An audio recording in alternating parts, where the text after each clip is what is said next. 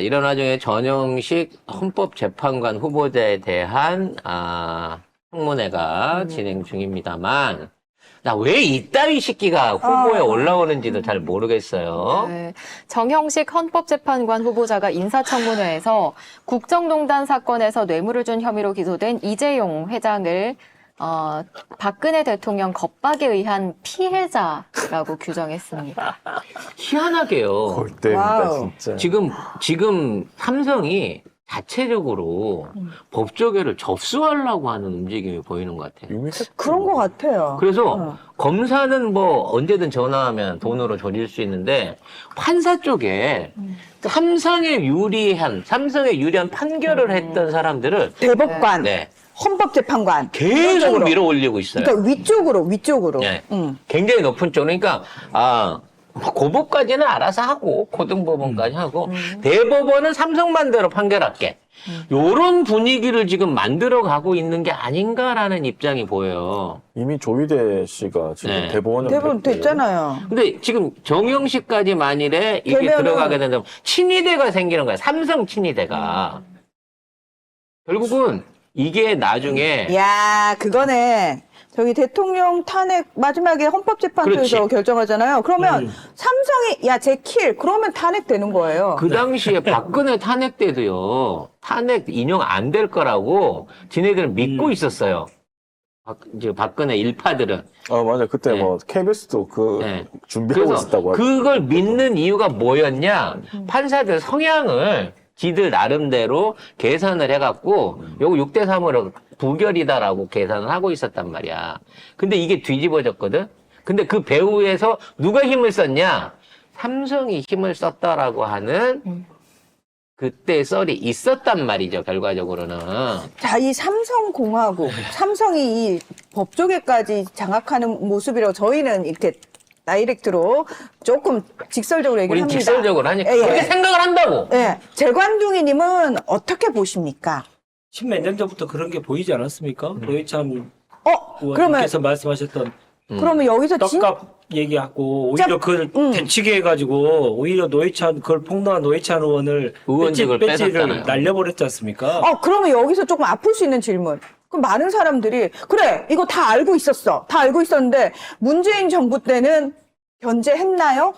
문재인 정부 때 이렇게 말도 안 되는 일들이 있었습니까? 가령 예를 들어서 이런 정경유착을 합법화 시키자는 이런 사람을 헌법재판관으로 대통령이 지명하거나 후보로도 안 올렸어. 아니면 저기 재판관으로 그 대법원의 재판관으로 지명하거나 그런 적이 한 번도 없었지 않습니까? 그러면은- 그래서 우리가 납득할 수 있는 사람들, 국민들로 상식으로서도 납득할 수 있는 분들을 대통령이 지명을 했던 것이죠. 그런 것들은 지명을 통해서 그리고 인사를 통해서 확실하게 보여줄 수 있는 것이죠. 다른 것들을 통해서 할 수 있는 것들은 대통령이 그것을 더 많이 하게 되면 상권분립의 또 위반이기 때문에 대통령이 헌법상에 가질 수 있는 권한, 헌법재판관을 지명할 수 있고 하는 그 권한을 통해서 그러한 헌법 정신을 구현하기 위해서 노력을 한 겁니다. 그러니까 사실은 많은 분들이 아니 도대체 문재인 대통령이 이거 한결에 그냥 다 쳐버리고 막 이런 식으로 얘기를 하는데 지금 말씀하신 게 정답이에요. 원칙적으로 대통령이 할 수 있는 모든 견제는 다 하셨어요. 다 하셨고 사실은 대통령 한 명이 나와가지고 갑자기 칼로 다 쳐버리듯이 너 삼성하고 연결돼 있지. 야, 삼성이랑 연결돼 있는 애들 명단 다 제출해서 얘네들 다 잘라버려. 할 수 있는 시스템이 아니란 말이에요, 대한민국은. 그걸 하게 되면 뭐가 된다? 윤석열 정권 같은 무도한 말도 안 되는 정권이 독재가 돼버리는 거예요. 그러니까 판사를 뒷수사해서 그런 판사들에 대해서 성향 분석을 해가지고 했던 게 윤석열 그렇죠. 총장 아닙니까? 윤석열은 사생활을 봤죠, 판사들의. 그래서 무슨 뭐 개인적인 술자리 모임부터 시작해가지고 뭔가 흠이 될 수 있는 부분을 파는데 집중을 해갖고 길을 들이려고 했던 거고, 그러고 놓고 보면 이 법조계에 진짜 존경받을 수 있는 진짜 대법원에 가거나 대법원 판사가 되는 것을 평생의 명예직으로 여기면서 본인의 위치와 역할들을 정당하게 구현해온 판사들한테는 기회가 안 갔고 그런 후보자들이 지금 없이 이런 쓰레기들을 올려놓고 할래 네. 말래라고 하면서 압박을 하고 있는 거예요. 이거 무조건 각하시켜야 되지 않겠어요, 이거? 당연하죠. 정경유착을 합법화하자는 사람입니다. 한마디로 따지면 그런 사람이 헌법재판관이 된다는 것은 있을 수 없는 것이고요. 이제 예전에는 이제 정경유착이 가장 문제였지 않습니까? 정치와 경제가 유착해서 이제 비리를 저지르는 게 문제였는데 지금은 이제 시스템적으로 계속 이제 5년마다 한 번씩 정권이 교체되고 정치 권력의 변화가 워낙 또 잦다 보니까 영속적으로 지속적으로 권력을 계속 행사하는 것이 사실은 법조계와 그렇죠. 경제계입니다. 그래서 이 법경 유착이 대한민국을 계속 썩게 만드는 것인데 그런 것을 앞장섰던 사람 아닙니까? 이런 사람을 어떻게 헌법재판관에 앉힐 수 있단 말입니까? 이거 무조건 부결시켜야죠. 그냥 예전에 고법에서도 그때 이재용한테 승마 지원 대금 36억만 뇌물로 인정했거든요. 근데 대법 가서 이게 50억으로 늘어났어요. 그러니까 자기가 봐주려고 해가지고 36억으로 올렸는데 대법에서 아니 50억 땅 해가 다시 돌려낸 거예요. 그러니까 결국 예산 친삼성 판사예요. 근데 이 사람을 헌법재판관 후보자로 올려가지고 아유 그러니까 뇌물은 협박받아서 준 거니까 피해자잖아. 피해자고 이재용이 그리고 피해자래. 말을 준 거는 에이씨. 빌려준 거지. 말이 삼성 목장에서 크고 있는데 이게 왜 뇌물이냐라고 하는 쌈박한 논리로 돈을 까준 거예요. 가중처벌을 50억 이상으로 가지 않게끔. 그럼요. 디올 가방이 창고에 있을 뿐 뇌물로 받은 게 아니에요. 문제는 창고에 없으니까 미쳐버리는 거지. 있다고 우기면 있어요. 네. 그러니까 윤석열 대통령이 참여했던 특검에서 삼성의 경영권 승계 문제가 있어서 그거에 관련된 대가로 뇌물을 준 정경유착이다. 이렇게 해서 규정했던 사건 아닙니까? 그 사건에 대해서 인정할 수 없다. 이건 뇌물 아니다라고 한 사람을 자기가 헌법재판관으로 지명한 겁니다. 그러니까 자기에 대한 이 모순일뿐만 아니고 자기가 한 행위를 무조건 다 부정하는 건데 이런 말도 안 되는 일이 어떻게 계속 벌어지는 무조건 막아야 됩니다. 됩니다. 그리고 정말 진짜 우리나라의 고위공직자들 중에 종교를 가지는 것 갖고 뭐라고는 안 하겠는데 신천지나 통일도 자꾸 상관없어요? 신천지나 금산사나 조계사 같은 데저로 댕기거나 소망교회 댕기고 막 이런 애들 네. 이런 사람들은 이 사람이 진짜 믿음 때문에 거길 가는 건지 아니 왜 용인 사는 놈이 여의도 순복음고에 20년 단골이냐고 단골이란 20년 신도냐고 웃기는 거 아니에요. 경기도 사는 놈이 왜 강남에 있는 소망교회를 다니냐고. 아니 그럴 수 있어. 근데 교회 다니시는 분들은 그러니까 이게 종교를 다니면서 그냥 조용히 믿고 끝나는 게 아니라 꼭 이걸로 정치지로 옮겨오는 게 있는데 이 새끼는 빤스 목사랑 친한 놈이에요. 그래서 2020년이야. 뭘 오래되지도 않았어. 현직 대통령한테 대놓고 기생충이라고 했어요. 현직 대통령 퇴진 집회에 나갔던 법관입니다, 얘가. 네. 그래서 문 대통령한테 기생충이라고 얘기를 하고 보수단체에 꾸준하게 한 달에 120만 원씩 기부금을 내던 놈이에요. 이게 역으로 돼갖고 지금 이 헌법재판관 후보가 됐는지는 모르겠습니다만 이런 놈을 올리고 선정한다는 것 자체가 이 정권이 미친 거예요. 그럼 재관둥이님 이 사람들이 일단 헌법재판관도 되고 대법원장도 됐어요. 정권을 만약에 우리가 다시 찾게 되면은 이 폐단을 우리가 어떻게 되돌릴 수 있을까요? 정말 힘든 일입니다. 왜냐하면 임기가 6년 아닙니까? 그러니까 아이고. 그걸 또 임기를 보장을 안 하는 건 또 헌법 위반이기 때문에 상당히 어려운 것이죠. 이게 진짜 더러운 경우가요. 진짜 박근혜 때 다 헤쳐먹을 때만 하더라도, 그때도 욕은 먹었지만, 그래도 탄핵을 인용시킬 수 있을 만큼의, 대법원에 대한 최소한의 믿음이 있었단 말이야. 이 9명. 헌재에 대한요. 헌재에 대한 최소한의 믿음이 있었단 말이에요.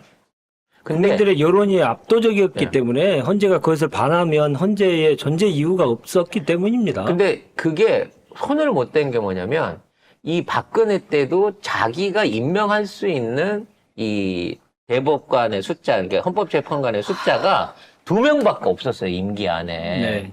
근데 이 빌어먹을 게 어떻게 이렇게 꼬였는지 모르지만 지금 윤석열은 7명, 8명을 임명할 수 있어요. 차례가 왔지 그렇게. 네. 이렇게 돼버리게 되니까 지가 심은 사람을 꽂아놓게 되면 이게 다음번 정권에까지 피해를 간다고. 결과적으로 따져놓고 보면. 뭐 이념적인 성향이 좀 그렇다 하더라도 저 국민 상식에 너무 반하는 역사의 퇴행을 가져오는 그런 판결을 했던 사람들은 기본적으로 보수 정권이든 진보 정권이든 그런 분들은 좀 걸러져서 국회에 이제 표결을 앞두고 계속 청문회를 통해서 또 좀 순화되고 뭐 이런 과정들을 거쳐왔죠. 근데 지금은 거의 극단적인 상황, 극단적으로 갔던 사람들을 우선적으로 배려하는 거 아닙니까? 통일부도 마찬가지고 지금 헌법재판관도 똑같은 거 아닙니까? 이게 가장 큰 문제죠. 근데 그런 문제들에 대해서 계속 국민들이 비판하고 안 된다고 계속 얘기하지만, 계속 지금 안 듣고 있지 않습니까? 내년에 총선을 통해서 확실하게 심판해서 완전히 기조를 바꾸지 않으면 본인이 죽겠다. 본인이 죽을 수 있다라고 하는 위협감을 느끼게 해줘야 된다. 그것밖에 방법이 없다고 저는 생각합니다. 그래서 뚜렷한 직무상의 문제가 있으면 헌법재판관도 탄핵할 수 있게끔 이제 해야 돼요. 그리고 대통령도 뚜렷한 죄가 있으면 불소추 특권을 무력화시킬 수 있는 이런 말 그대로 직위에 대한 방탄법들 자체를 다 없애야 돼. 당연히 국회의원도 뭐 불체포든 뭐든 다 내려놔야 되겠지만 진짜 관료들한테도 이런 법들은 다 제대로 정리가 돼야 돼. 나는 진짜로 얘가 그 헌법재판관으로 올라가 버리면 지금 계속 문제되고 있는 종교인 관련된 과세 문제부터 시작해가지고 지금 종교와 관련된 그 해악들이 정말 계속해서 이 정권 탄생 이후에 지금 만들어지고 있는 대한민국 안에서 걔네들의 말발이 더 세질 것 같아요. 그리고 이 사람 웃긴 게 그 물망초라는 그 보수단체 있잖아요. 여기 이 단체의 이사장이 박모 씨인데 이 박모 씨의 제부가 정영식입니다. 정영식의 처형이 물망초의 이사장. 매형. 그러니까 가족들이야 다. 식구들끼리 식구들끼리 한 거예요. 그러니까 이 사람이 되면 더 안 되는 거예요. 근데 다만 이제 우리나라 이제 헌법에 규정되어 있는 이제 임기가 보장되어 있는 고위공직자에 대해서는 탄핵할 수 있는 대상자를 분명하게 규정해놨지 않습니까?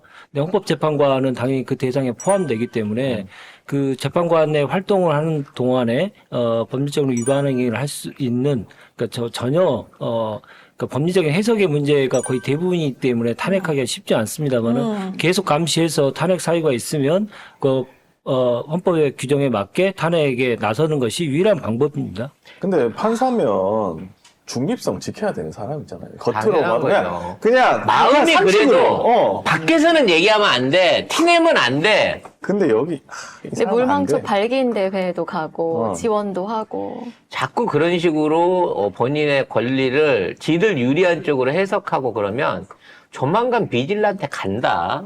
어? 여기도 법으로 안 되니까 비질란테 간다고 진짜로. 그렇다면 감찰해야 되는 거 아닙니까 이 사람도? 진짜 이 왜냐하면 이성윤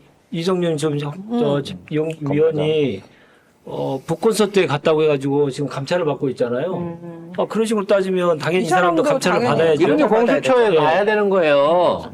수사받은 사람만 다 후보자를 올리고 있어요. 이놈의 정권은. 자, 아무튼 지금 있는 정권은 방법이 없습니다. 심지어 뭐 전과자를 폭력 전과자를 음주운전 폭력 전과자를 장관으로 후보로 올려놓고 이거를 강행을 하겠다고 지금 버티고 있는 상황인데 도대체 얼마만큼 죄를 하긴 뭐 지들이 범죄자니까 범죄자를 갖다가 보는 눈이 후할지는 모르겠습니다만 한동훈의 말이 자꾸 생각이 나요.